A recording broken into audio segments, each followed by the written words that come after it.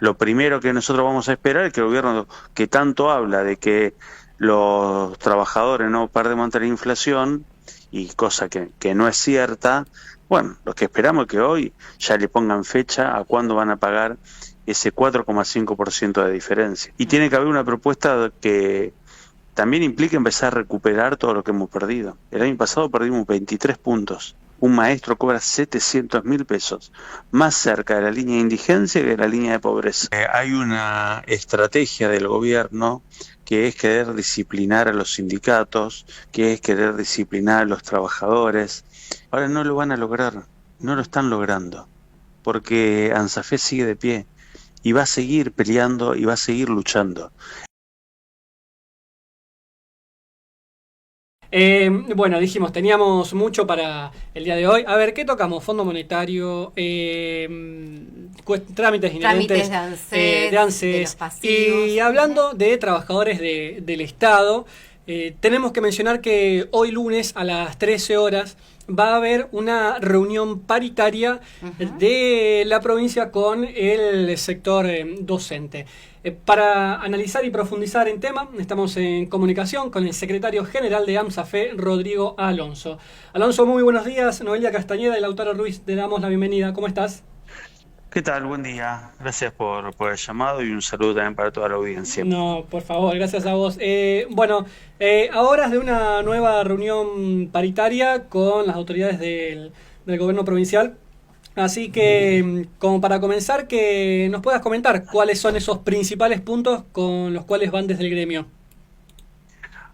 Bueno, a ver, nosotros el primer planteo es que en el día de hoy ya el gobierno de la provincia tiene que comunicar cuándo va a abonar este 4,5% de desfasaje que hay entre esa propuesta salarial en la paritaria que rechazamos los docentes del 5% porque creíamos que era totalmente insuficiente, que el gobierno la cerró por decreto sin escuchar que veníamos planteando de que el proceso inflacionario iba a ser mayor, y la verdad que no nos equivocamos. El Instituto Provincial de Estadística y Censo dijo que el primer trimestre la inflación fue del 9,5% y el aumento salarial fue del 5%, o sea que hay un desfasaje del 4,5%. Entonces, lo primero que nosotros vamos a esperar es que el gobierno, que tanto habla de que los trabajadores no perdemos ante la inflación, y cosa que no es cierta, bueno, lo que esperamos es que hoy ya le pongan fecha a cuándo van a pagar ese 4,5% de diferencia. Y tiene que haber una propuesta que también implica empezar a recuperar todo lo que hemos perdido. El año pasado perdimos 23 puntos del salario. Un maestro cobra 700.000 pesos, más cerca de la línea de indigencia que de la línea de pobreza. Es una vergüenza.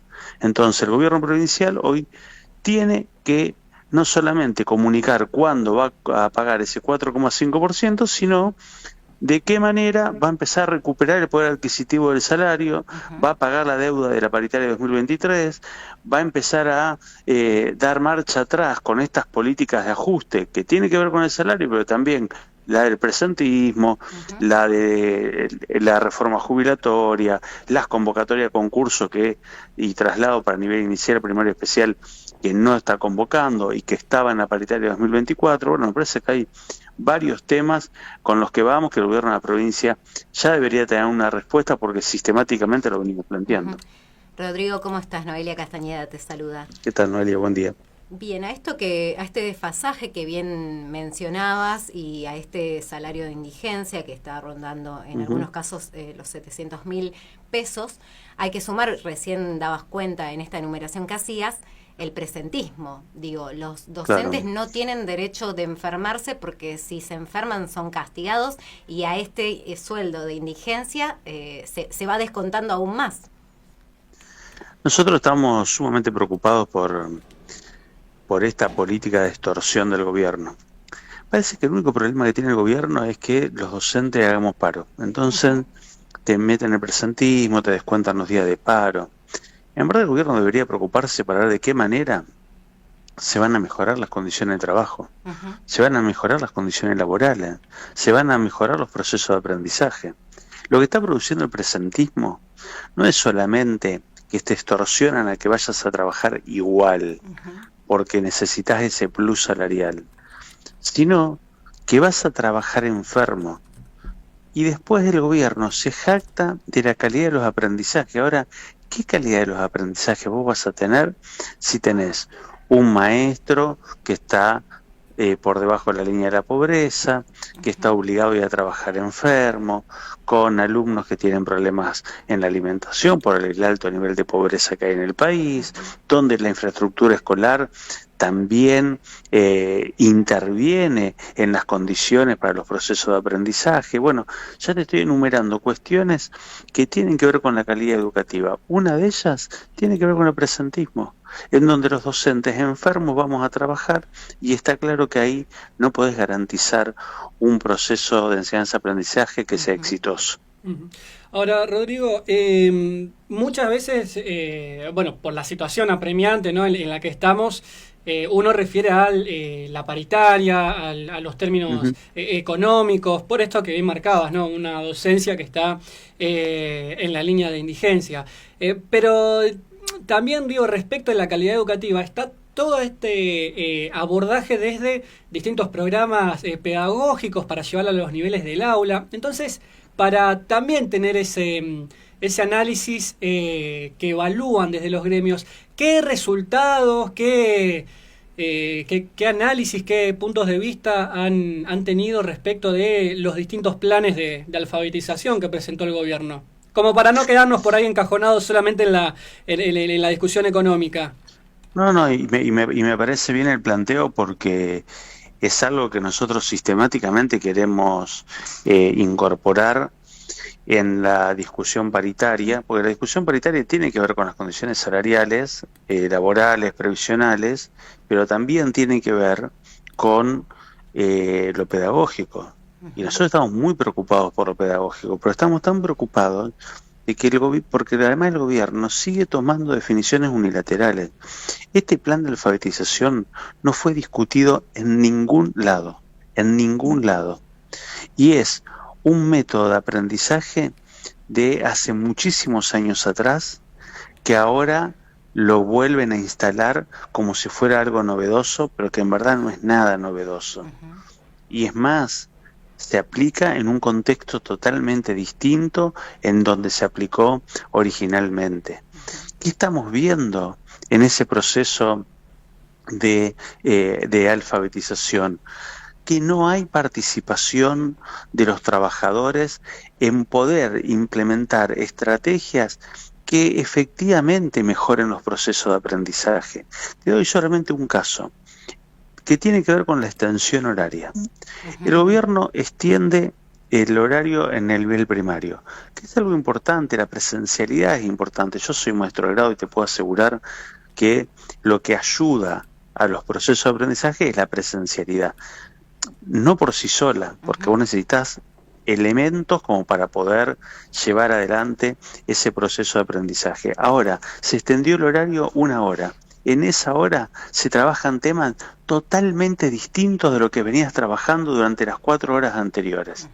Entonces, ¿para qué te sirve incorporar 1 hora si no es para profundizar los procesos que vos ya venís trabajando en el aula? Entonces, esas discusiones se tienen que dar, y no hay discusión sobre lo pedagógico, no hay discusión del modelo educativo. Mirá, se habla mucho del nivel secundario. El nivel secundario se rige por un decreto de 1982, de la dictadura militar, de hace más de 40 años. Se pensó una escuela de nivel secundario del año 82, que ahora la sociedad cambió tanto y todavía se sigue aplicando ese modelo educativo. Es hora de reformularlo, es hora de pensar una nueva escuela en todos los niveles, en todas las modalidades, y el gobierno no está abierto a esto, y eso también nos preocupa mucho. Bien.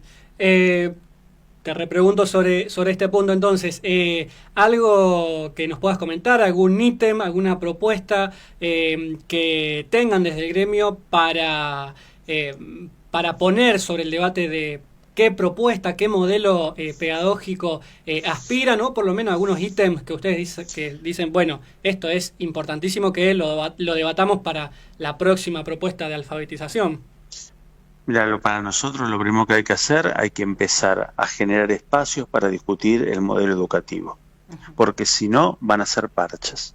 Los parches son los planes de alfabetización, que es un parche, la promoción, lo que fue en su momento la promoción en el nivel secundario o la extensión horaria. Es importante la alfabetización, indudablemente, es importante hablar de la promoción, nadie lo pone en duda, es importante la presencialidad, por supuesto. Ahora, pongamos esa discusión dentro de un marco que tiene que ser el modelo educativo. El gobierno tiene que abrir el debate de cuál es la escuela que queremos, y para eso tienen que participar las trabajadoras y los trabajadores de la educación. Y hay antecedentes. El antecedente es que en el año 2005 se aprobó una ley de educación nacional que fue fruto de la discusión a lo largo y ancho del país. Hubo jornadas, en la provincia de Santa Fe hubo 2 jornadas donde no hubo dictado de clase porque se discutió todos los trabajadores y trabajadoras de la educación cuál debía ser los fundamentos de una nueva ley de educación nacional. Y la ley de educación nacional de 2005 tiene muchísima letra que es letra de las trabajadoras y los trabajadores de la educación. Así que no hay que tenerle miedo a la participación de los trabajadores. El gobierno debe salir de esa postura, que es una postura autoritaria, inconsulta, donde todas las definiciones se toman de manera unilateral. Acá hay que abrir el juego para que todos podamos debatir y pensar un nuevo modelo educativo. Ahora, Rodrigo, me quiero detener sobre uno de los puntos que mencionabas recién, como es la reforma previsional, una reforma bastante resistida por los docentes, porque sabemos lo que implica y sabíamos que iba a afectar tanto a los docentes que ya están jubilados como a los que están próximos a jubilarse. Esta semana, o la semana anterior, conocíamos la noticia de que el fuero laboral falló a favor de 2 docentes que venían recibiendo deducciones por esta reforma previsional. ¿Qué nos podés decir sobre este fallo y en general sobre la reforma? Bien, a ver, nosotros sobre el fallo lo estamos analizando. Ustedes saben que ANSAFE presentó un amparo, fue uno de los únicos sindicatos que presentó un amparo, que lo perdimos a ese amparo. Y hubo el jueves pasado ya un segundo fallo en contra de esa petición que hicimos por declarar la ley inconstitucional. ¿Y por qué inconstitucional? Porque se está retrocediendo en derechos. Nosotros sostenemos que la reforma previsional era una reforma que tenía un único objetivo, que es un objetivo economicista, y en donde le metían la mano en el bolsillo a los trabajadores, y donde el gobierno provincial, en vez de exigir a la nación que le envíe los recursos que por ley le corresponden, en vez de pensar una reforma tributaria en donde los que más tienen, los grandes grupos económicos, puedan aportar y que el peso del ajuste no recaiga, como está actualmente sucediendo, sobre los bolsillos de las trabajadoras y los trabajadores, se hace una reforma previsional en donde indudablemente los activos aportamos más, tenemos más tiempo, o sea, nos corrieron los años para jubilarnos, donde los pasivos a su vez tienen que, después de haber aportado 30, 35, 38 años, toda su vida laboral, ahora como jubilados tienen que seguir aportando. Los aumentos los perciben a los 60 días. Es una ley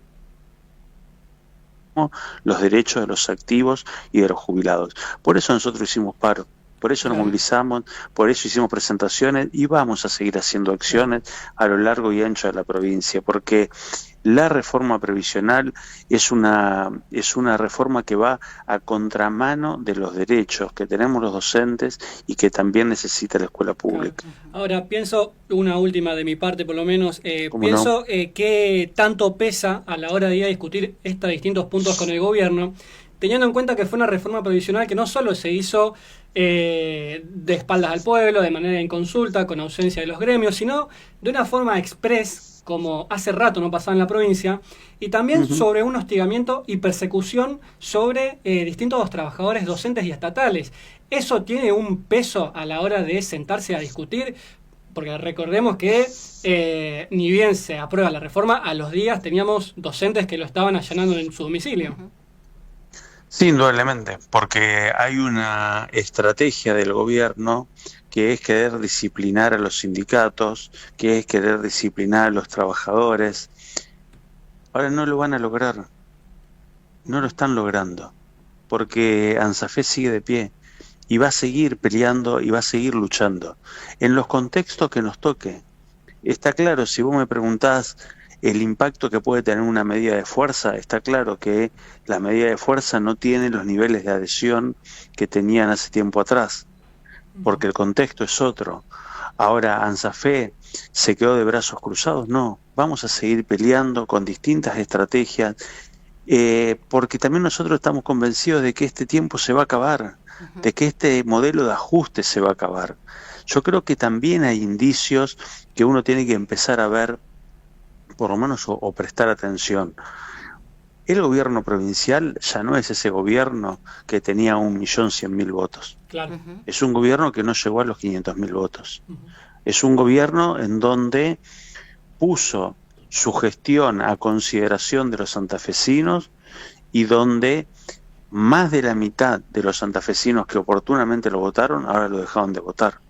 Entonces la primera pregunta es, ¿por qué motivo lo habrán dejado de votar?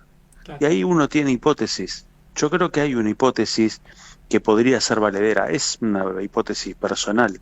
Yo creo que lo dejaron de votar porque el gobierno provincial incumplió su contrato electoral. Recuerden lo que decía el gobierno hace 2 años atrás, que decía que íbamos a tener cláusula gatillo, que nos iban a respetar los derechos a los activos y a los jubilados. Sí. Docentes y médicos, los mejores pagos de la provincia. ¿Cómo? Que docentes y médicos, expresaba Puyaro en el debate en su momento, los mejores pagos de la provincia. Y la pregunta sería, ¿por qué motivo en esos debates el gobernador no dijo de que iba a haber presentismo, que en verdad no es que iba a pagar cláusula gatillo y que le íbamos a ganar a la inflación, sino de que iba a ser de acuerdo a la recaudación de la provincia de Santa Fe? ¿Por qué no dijo que iba a reformar la ley jubilatoria? ¿Por qué la vicegobernadora, que oportunamente se enojaba tanto porque a los docentes nos descontaban los días de paro, por qué no dijo que ella está de acuerdo que nos descuenten los días de paro? Claro. Entonces, me parece que el gobierno lo que hizo fue incumplir un contrato electoral. Y lo que hoy tiene que suceder en una paritaria, lo que hoy tiene que suceder, es que el gobierno, de una vez por todas, tiene que leer el malestar que hay en los docentes, activos y jubilados en particular, y en la sociedad en general. La paritaria tiene que dejar de ser una propuesta de ajuste que es la que presenta sistemáticamente el gobierno de la provincia, y tiene que ser una paritaria donde empecemos a recuperar derechos. Cuando se recuperan derechos, se va a recuperar fundamentalmente los procesos de enseñanza-aprendizaje, se va a mejorar la escuela pública. Me parece que ese es el camino que estamos exigiendo todos los trabajadores de la educación. Rodrigo, te agradecemos muchísimo por estos minutos. Bueno, vamos a estar atentos a lo que suceda hoy. Recordamos, a las 13 horas es esta reunión paritaria y, por supuesto, los micrófonos de Sin Lugar para los Haters siempre abiertos para lo que deseen comunicar. Te mandamos un abrazo grande. Abrazo para ustedes también, ha sido un gusto. Que tengan buen día. Igualmente. Muy bien, pasaba Rodrigo Alonso, secretario general de ANSAFE.